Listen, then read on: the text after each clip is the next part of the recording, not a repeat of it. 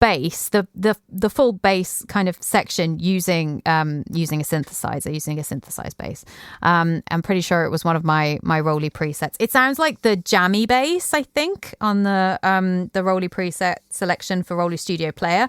And then I kind of noodled with it a little bit because within that particular GUI, you've got you have the option of making any of the presets arpeggiated with 3 layers of arpeggiation. You also have a dial by which you can select a handful of effects like distortion, low pass filter, reverbs, wobble, and things like that. And then you can like lock them in and then use a dial of things like velocity versus kind of like frequency of wobble, basically, and things like that, to kind of mess it up a little bit. And then you've got like basically three sliders, 3 faders that are for different effects. So you can mess around within the GUI without having to do that externally through another plugin or, you know, through a filter or things like that. So so I kind of laid that in with the drum loops. But also like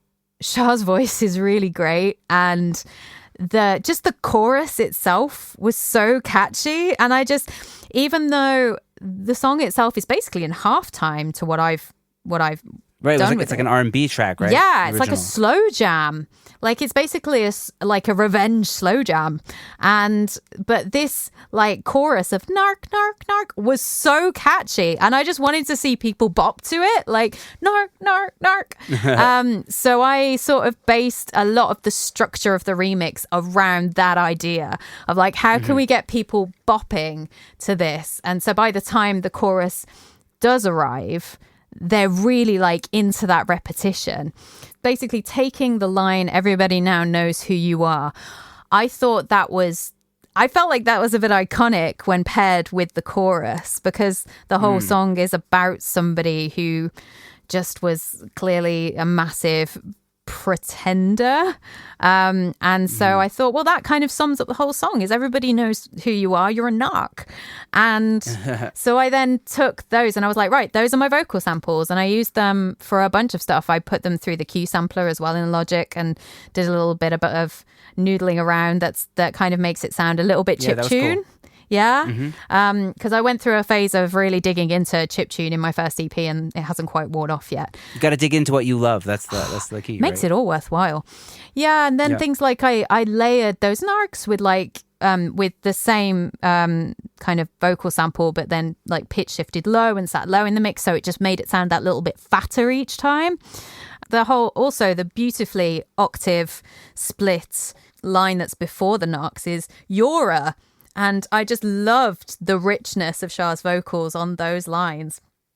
So there was a lot of joyful stuff to play with. And I just I literally wrote myself a note that said, incorporate as much of the ear candy as you possibly can, because so much of it was delightful. Like there's kind of like the panning arpeggiator that just sort of sounds like a digital fairy, like flying past your head. And then there's the kind of melodica that just kind of like whomps in here and there, and these occasional little kind of wah guitars that just make an appearance just one time in the whole track, and the original track was like that.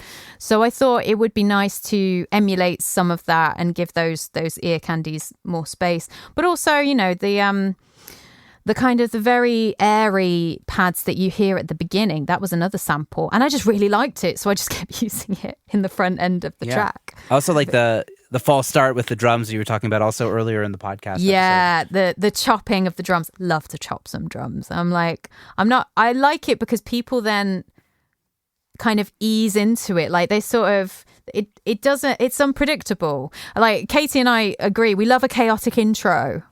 So, you know, it's nice one of the places you can do a lot of chaotic intros is remixes. Exactly, because you could do whatever you want. That's right.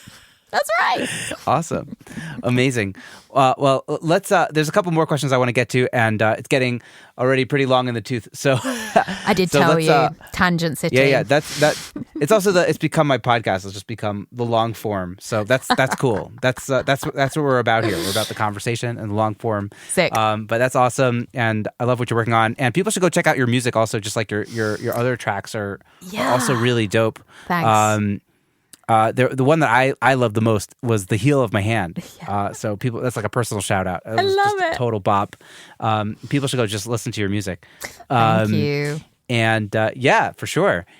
So just a couple more questions before we wrap it out. You know, Sure. just talking about like, I guess getting into creative energies and stuff. You seem like a person that has a lot of energy, but you know, we all have days where we're kind of in the mood to just get in and get creative and do the work. And there are days, obviously, where we're not as motivated. Do you do anything to kind of keep yourself motivated? Any habits, routines, anything that helps you stay inspired? Lots of them. Yeah, please.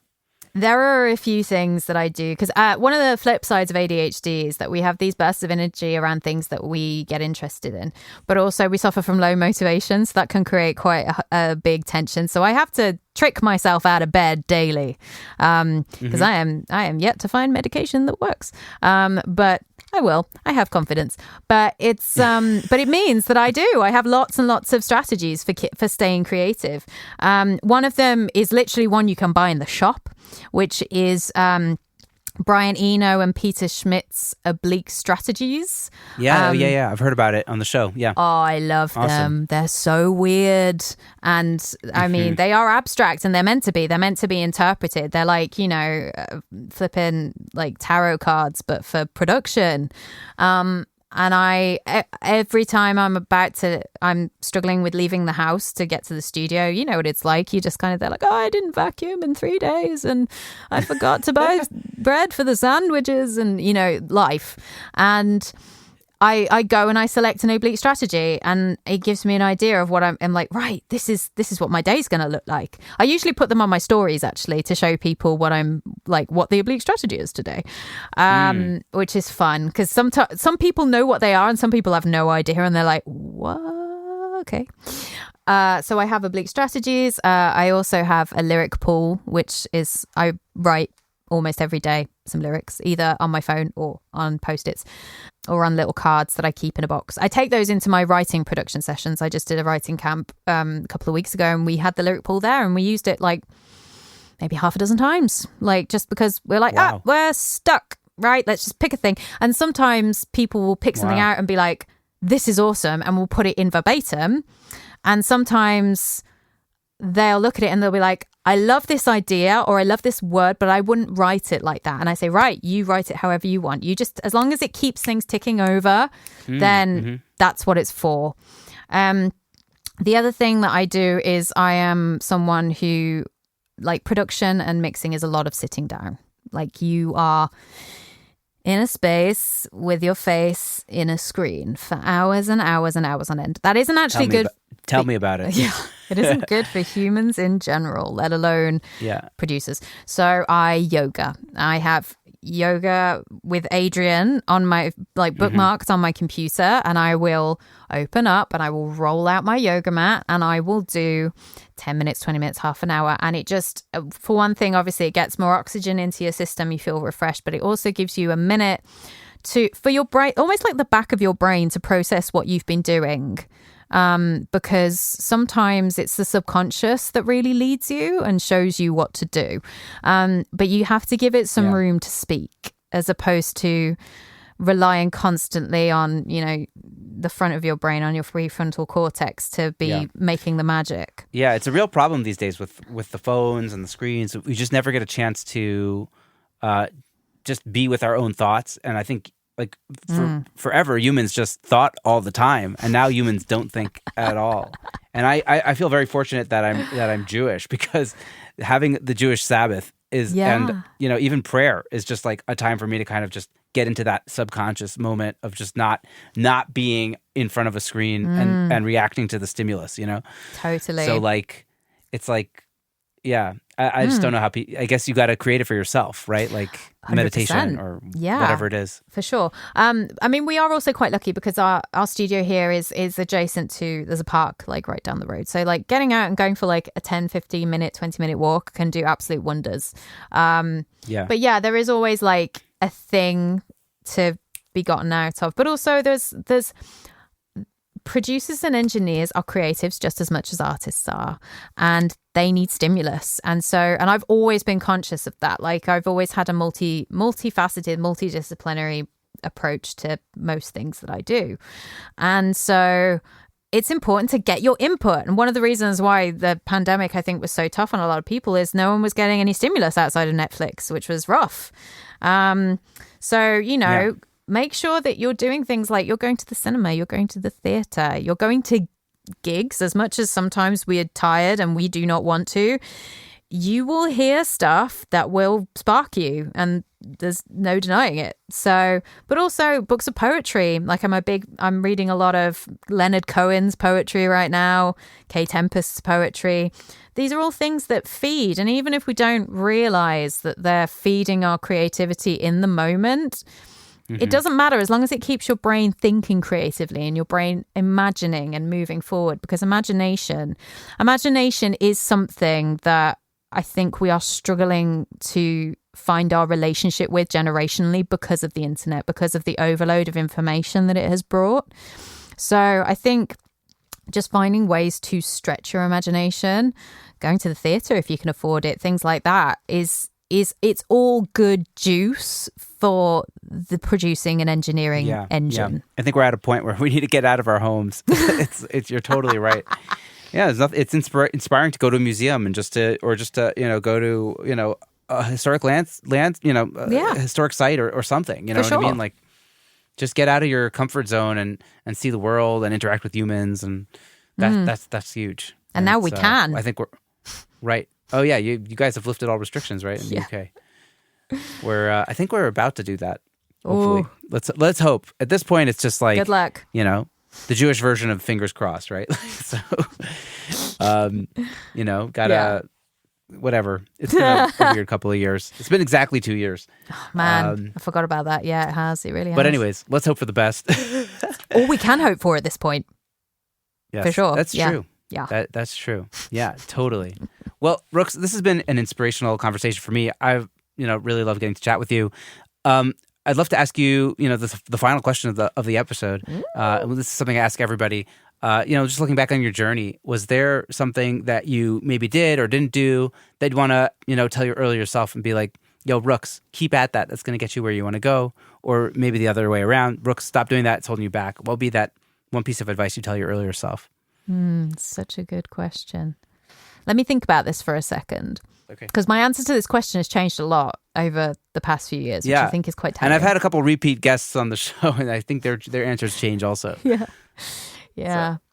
I'd probably just say you cannot possibly predict the things that are going to happen to you, but it's going to turn out better than you thought. I love that. It's true. It is. You got to just keep on the path. That's the important thing. Yeah, I think so. I mean, my path's been quite kind of windy, and I've asked myself a number of times, I think especially because of coming to production later than a lot of other people discover it. I've often wondered whether I could have discovered it earlier, but realistically speaking, we're all just doing the best with the tools we've got, and you make your decisions based on those tools. Right. And I don't think I could have got here any faster or any slower than I did. But I'm glad to be here. Yeah, you never know. I'm coming at this from the musician's perspective, and when I didn't have a band, all of a sudden I started getting into production. So I was never going to do it at 17 like some people did. What I mean? That's okay. Yeah, that's great. For sure. That's great. Yeah, I love that. It's like the honesty of it's going to be great. You just got to do it. Whatever time it is, no faster, no slower. No. And totally. Yeah. I love it. Well, Rookes, it's been a pleasure to have you on the show and to get to chat with you. What's the best place to find you on the internet? Well, number one, thank you. It's been a real pleasure. Number 2, you can find me in all the old familiar places on the internet, like Instagram, Twitter, Facebook, all those things. My handle is the same everywhere you go, which is I am Rookes with an E between the K and the S. So that's handy for everyone who likes the social media. If you're not fond of the social media, or you would like to see me in a professional space, then I have a website at iamrookes.com. And other than that, you can mostly find me on Instagram. That tends to be where I kind of am professionally these days. It used to be Twitter, but it has shifted. So now I basically use Twitter to make puns into the void. And